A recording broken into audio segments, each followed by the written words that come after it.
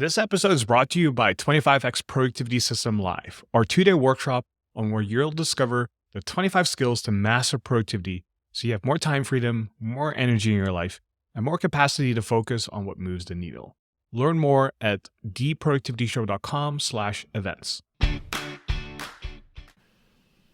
Welcome to the Productivity Show podcast, where we believe that you can get the important things done without having to sacrifice your health, family, and things that matter to you.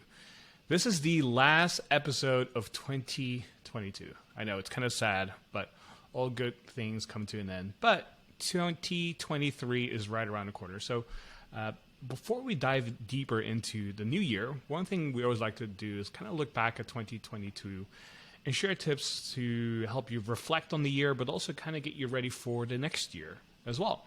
So if it's your first time listening, welcome. Thank you for tuning in today. And I want to give you a quick background on the two of us here. My name is Tam Pham. I'm the founder and CEO of Asian Efficiency, where we help people become more productive at work and in life. And today, I'm joined by my co-host, Brooks Duncan, who is the COO of Asian Efficiency. Now, we both came to productivity from completely different directions. I started AE back in 2011 as a passion project to share what I was learning about productivity, time management, and goal setting. And it accidentally turned into a business where we are now one of the top productivity companies in the world.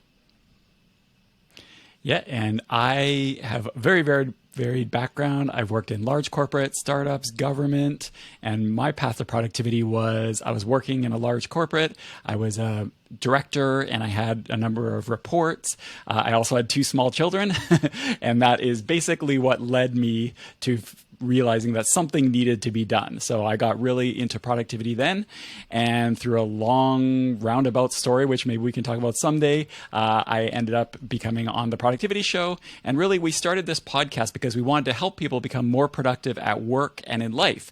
And something Tan says all the time, which is happy people are productive people. And so every week we share tips and strategies to help you win back time, have more energy, and get focused on what mattered. Now, sometimes we have guests, and maybe you've noticed that over the last couple of months, we've had a bit more guests than normal. For those who have been long-term listeners, we decided we'd try something new. Sometimes, like this episode, it's just the 2 of us, but either way, we always want to give you actionable productivity tips and insights. And we really love getting reviews and feedback from our listeners. So, for example, John wrote in and said, "I love it when the podcast dives into new books or ideas from an amazing person in the field." And yeah, thanks so much for sharing that, John. We have really enjoyed the guests we've had lately, and it's been fun to explore some new books that otherwise we might not have come across. So that's been really fun. And if you want to get in touch, leave us a review on Apple Podcasts or Spotify, or you can email us at podcast@asianefficiency.com. So like Tan said, today is the last episode of 2022. So these are 3 things you're going to get out of this episode. Number 1, how to do an evaluation of the past year, and more importantly, take those lessons into the next year. That's the first thing. Number 2, how to set New Year's resolutions the right way. We're going to be talking about resolutions. And number 3, of course, more important than setting those resolutions, is how to keep your New Year's resolutions.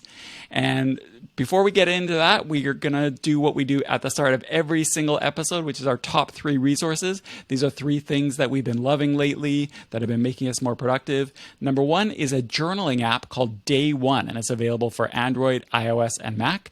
I used that years ago, and I've been getting back into it lately, and I've been really enjoying that. Number 2 is an app launcher called Raycast. Unfortunately, this is just for the Mac, so it doesn't really work for Windows users, but it's kind of like Alfred and those types of things. It's just a different approach to that. I've been playing around with that lately. And number 3 is a book called The Tools by Phil Stutz, and it gives you mental tools to live happier. And Phil Stutz is a therapist, so it's interesting to check out that respect. Now, you can find links to everything we share in the show notes by going to theproductivityshow.com or swiping in your podcast app, and you'll see the links all there. All right, Tan, if you're ready to get into it, we're going to be setting New Year's resolutions for 2023. I'm really excited about this. We do a variation of this episode every year, but this is we're going to take a little bit of a different approach this year. And so I'm just going to kick off step number 1, which is to look back at last year. And that might sound really funny because New Year's resolutions are, by their nature, forward-looking, right? We are looking forward to what we're going to do in the new year. But in this step, we want to talk about looking backwards, but I have a question for you, Tan. Do you think it's at like what do you think the value is of being intentional and looking backwards? Because I used to be super addicted to all those blog posts where people would talk about their annual review process and all that sort of stuff. It would be like it would just be something I'd be really, really into, and people would have these big review planning frameworks, but I noticed a lot of times they were always looking forward and never looking backwards. So do you think, do all these people know something we don't, or do you think there's actually value in looking backwards first? There's absolutely a lot of value into looking backwards first before you start looking forward. And the way I came up with this was, I remember maybe over 15 years ago, I started learning how to play this board game called Go. It's a really popular board game. It's very popular in Japan, especially where I believe it originated from. And it's kind of like checkers, but like a little bit more complex. And so there are major communities online where you can learn how to play this game. And after you finish playing a game, you oftentimes review the game together with the other player, where you're coaching each other to kind of show like what I did, what you did, and why you did certain things, so you can learn after every single game. It's kind of built in the community. Now, at one point, I had a mentor that I kind of learned through the community, who would kind of coach me every time I played against him, and he would kind of show me the ropes, and he noticed that I was making the same mistakes every single time I was playing him.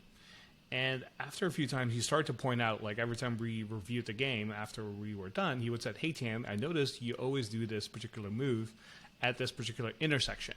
And this is actually not the right thing to do. And that's why you keep losing the game." And that's when things kind of clicked for me. And I went, oh, wow, like I wasn't even aware that I was making this mistake all the time.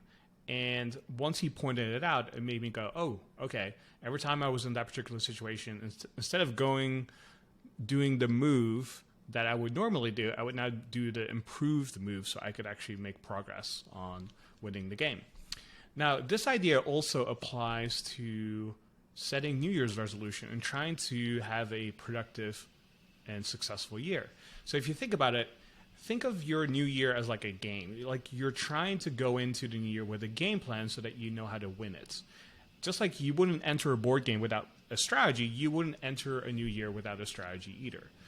And so if you go in the new year with no idea what you're going to do and how you're going to do it, you tend to default to the way you've always done things, which is the habits, the skills, the things you already know. And oftentimes you have blind spots where you don't know what you don't know, but also you tend to make the same mistakes like I did learning how to play Go. You tend to apply those things the way you do things at work as well. So if you're entering the new year making the same mistakes you did last year and the year before, you're never really making real progress. And that's why it's so important to look back and learn from your past mistakes, take lessons from them, and then move on to the new year. Yeah, so some ways that you can look back. One of them is to use a journal. If you're somebody who does a journal, you're going to be way ahead. I know most people aren't going to have a journal, and that's totally fine. So if you don't have a journal, one thing you can do is just look back at your calendar. Just skim your calendar for the past year. Not that you have to like sit there and go in depth on every single calendar entry, but really what you're doing is you're skimming. And what's going to happen is when you look back at your journal or your calendar, you're going to have things trigger. You're going to be like, oh, right, I didn't do this well, or oh, right, this worked really well. And you're going to have these things that just have your memory triggered. And then you can ask yourself questions like, hey, what went really, really well? What didn't go so well? What do I want to do more of? What do I want to do less of? And these are the things that will help you trigger, and then you can move that forward. I know for myself, when I looked back at a previous year, speaking of the journal, I noticed that I didn't journal. I kind of stopped partway through the year, and I realized that a lot of issues with time management and stuff like that actually came from that, because my journal was like a focusing mechanism for my planning. And so once I restarted that, then it worked really well for me. But because if I hadn't gone back and looked back before looking forward, I might have gone forward with some totally different actions without really having that realization. So yeah, looking backwards, really, really recommend it, even though it's kind of counterintuitive for planning your year forwards. All right. There's a really simple framework that you can use for that, which is you just have to ask yourself three simple questions. What went well? What didn't go so well? And what can you do better next year? And after you've gone through your calendar and you kind of ask those questions, you start to notice all these opportunities and mistakes that you've made and things you're like, okay, I wish I had done that better. And if you just do those three things into the next year, your year by default is going to be better than the year before, which is something that I think we all try to aim for, right? So it's really that simple. It doesn't have to be complicated. I know, like you said, Brooks, there are a lot of complicated frameworks out there, and people could write 5-page essays about how they've done a annual review, but it doesn't have to be. All right, so that is step number one, looking back and reflecting at the year that just happened. But now we are going to move forward. That's what this is all about.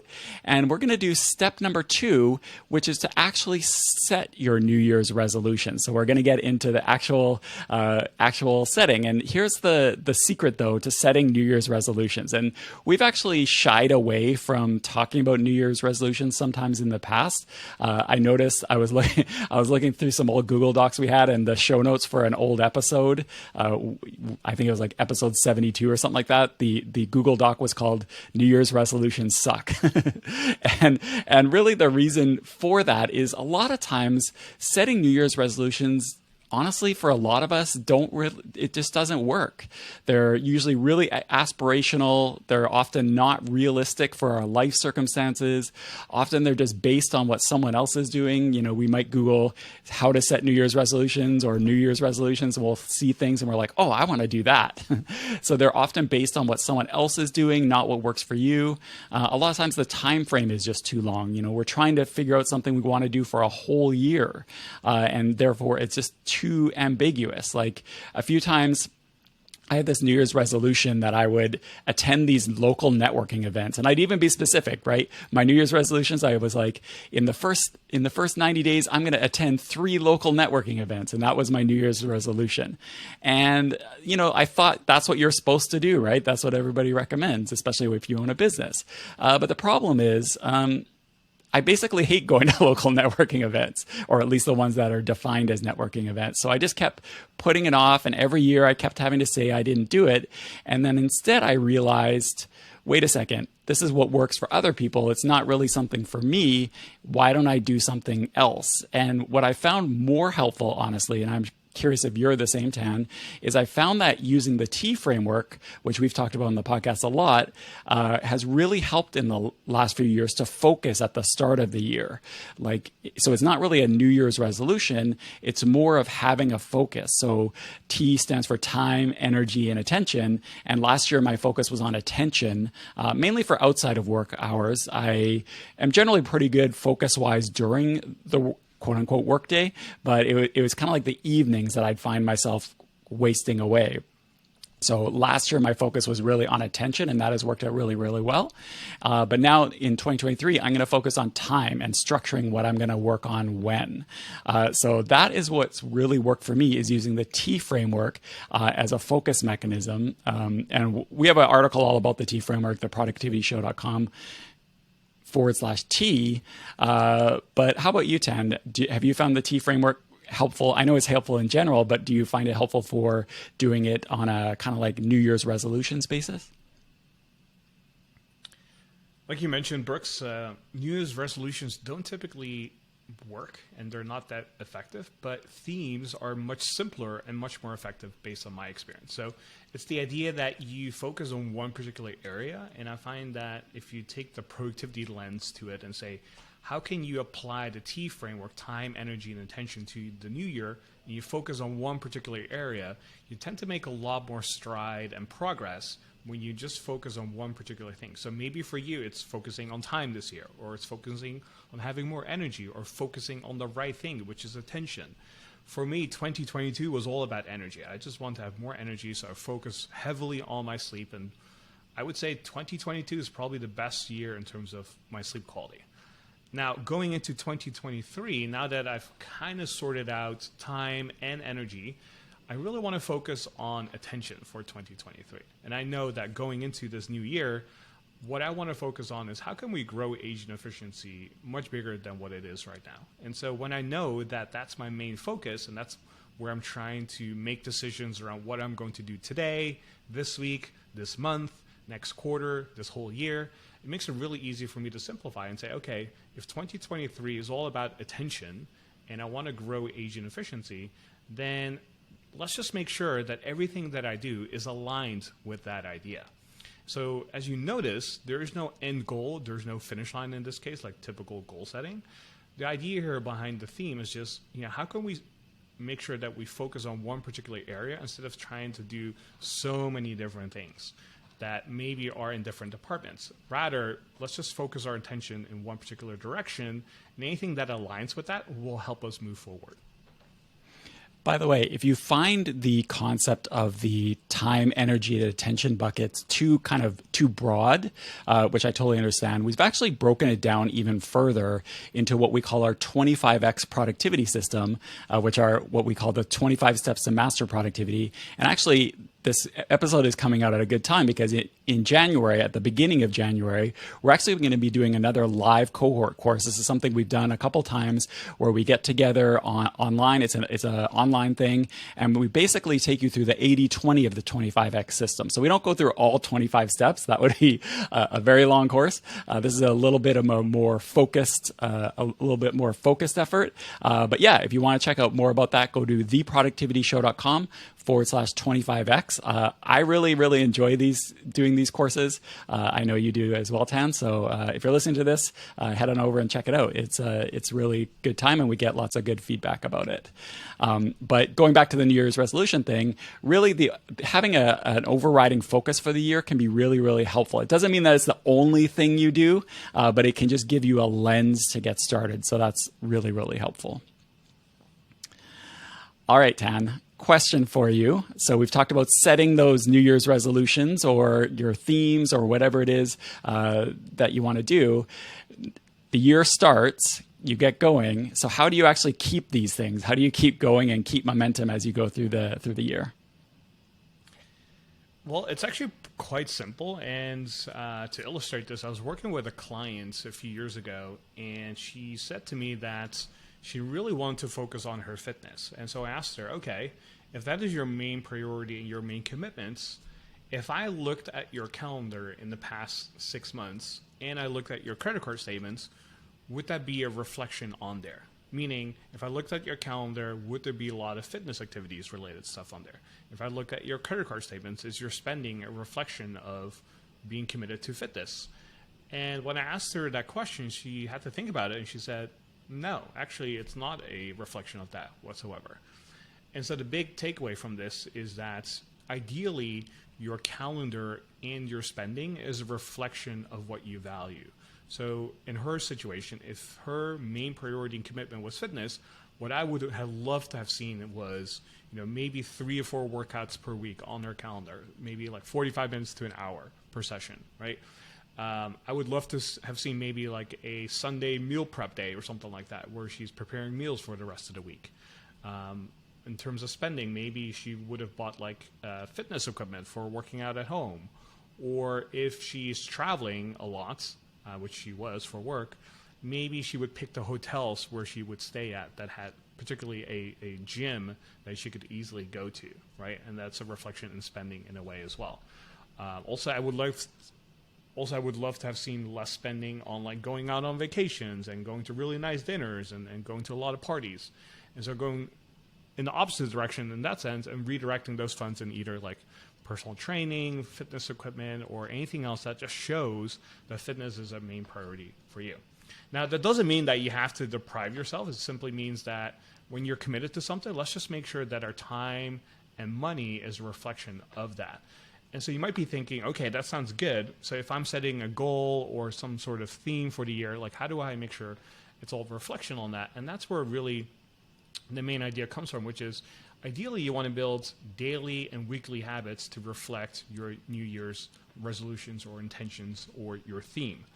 So for my client, it was fitness. And so I wanted to see that, let's make sure we build a schedule that allows you to work out 3 or 4 times a week. That's a direct reflection of your New Year's resolution or theme. Same thing for Sunday. If we want to do a meal prep or focus on diet or nutrition, let's just make sure that Sunday is a day that you set aside for a few hours of cooking, meal prepping, just making sure you're eating healthy for the upcoming week. And then also when it comes to spending, we would look at ways for her to cut back spending on things that were kind of frivolous or not in alignment, and redirect those funds into like better groceries or better meals or just healthier meals. And so what I've found is with clients like this, if you work on maybe 3 or 2 keystone habits or major habits, those are oftentimes just needed to drive that major change that you're looking for. And you do those things consistently, and you'll eventually end up with the goal that you're looking for. Yeah, it's kind of interesting because a lot of this stuff is very similar to any type of goal management. So you were saying, you want to make sure that your time, your resources essentially are aligned. And like I said, it's not the only thing that you're going to be doing throughout the year. We're not, we know that all of us have a ton of stuff going on, but it's just making sure that is whatever your priority is going to be is reflected in what you're doing. There's this interesting kind of task management, for lack of a better word, or prioritization trick called the 30 for 30 strategy, which is you want to put at least 30 minutes a day for something that's not due 30 days in the future. But I think you could adapt this for things like your New Year's resolution, where you're like, I want to have 30 minutes a day at the very least. If you can't do 30 minutes, then, do what you can. But I want to have at least 30 minutes a day dedicated somewhere in my time for making some sort of progress. It might just be a little bit of progress, but some sort of progress on this thing that's important to me. So it's almost like a 30-minute challenge for whatever your resolution is.